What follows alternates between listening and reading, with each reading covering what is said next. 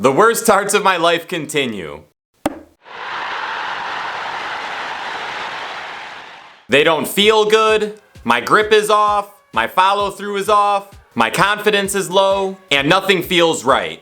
I don't say any of this to complain. I'm simply talking about these things because I'm talking my way through my Dartitis journey right now. And I also want you guys to understand that these things are things that all dart players deal with. Even the best dart players in the world, when you watch them on TV and you think they're invincible, these are all things that even they deal with. So you need to understand that, so when you deal with these things, you don't get an extremely negative mindset thinking that you're never gonna get out of it. Always know that things do get better. So in this one, I'm going to talk about the one thing that I think is the biggest key to one, getting better at darts, and in my case right now, the biggest thing to help get out of dartitis. But before I get into that, I do want to give a little update on my darts. I played in a qualifier this last weekend for the Booyah Cup. It was my last opportunity to potentially qualify for this tournament, and even though my darts weren't feeling good, I still wanted to play it, one, to see if I could potentially get a qualification spot, but also two, it's still important to go out and play even when you're struggling. I needed to put myself in a competitive environment to see how my darts would feel then versus playing at home with no competition. And needless to say, the results were not pretty at all. It was one of the worst tournaments I had ever thrown. I didn't even win a match.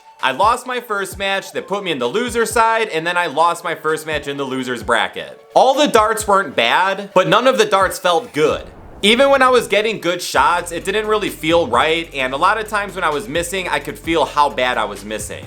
And what was also very frustrating is that when I would have good shots, my confidence would get up, and then my very next throw, I would throw a terrible shot, bringing my confidence back down.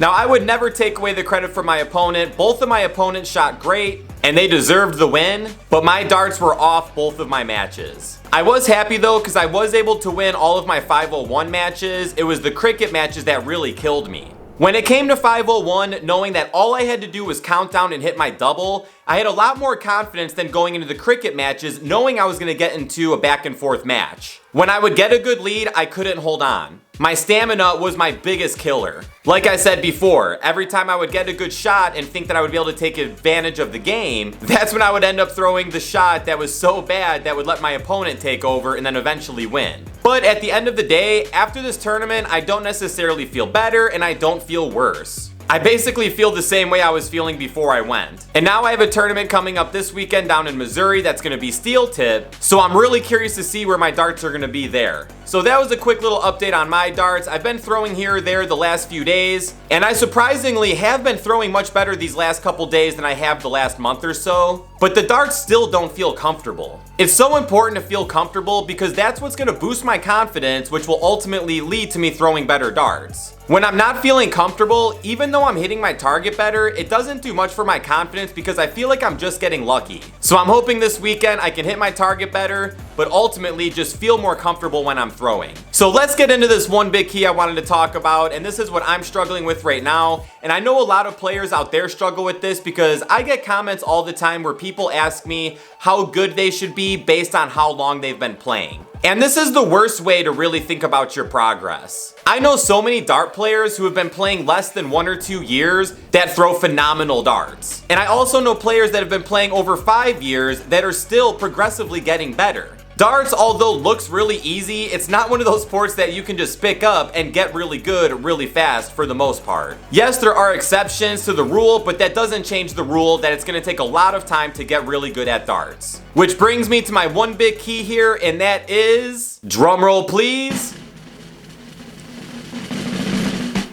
patience.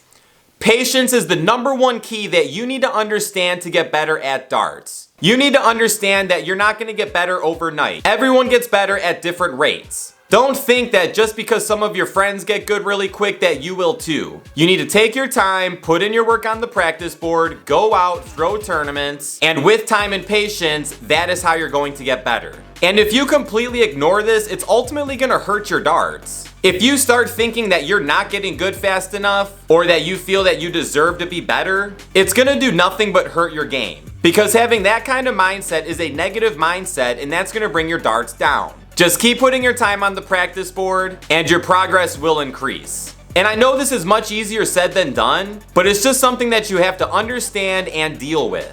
I'm struggling with this right now because I'm throwing the worst darts of my life, and it's not easy to deal with. Knowing that just a few months I was throwing really good and now I am where I am now, it could be very easy for me to have the mindset of what is wrong with me, I should be throwing better, I deserve to be throwing better, and that I need to start throwing better tomorrow. If I had that mindset, it would do nothing but hurt me. I know that I need to take my time.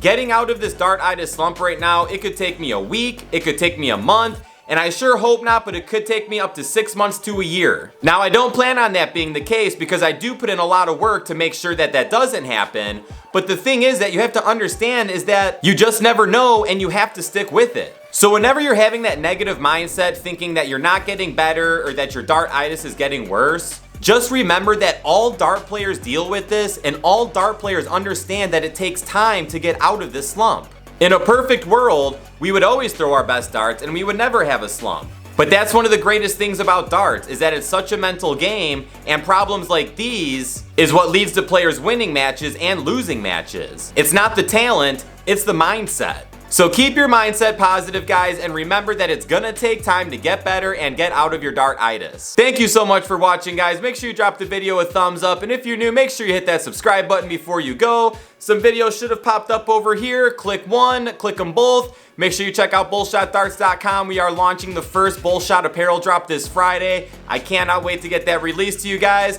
I'll see you all in the next one, and shoot well.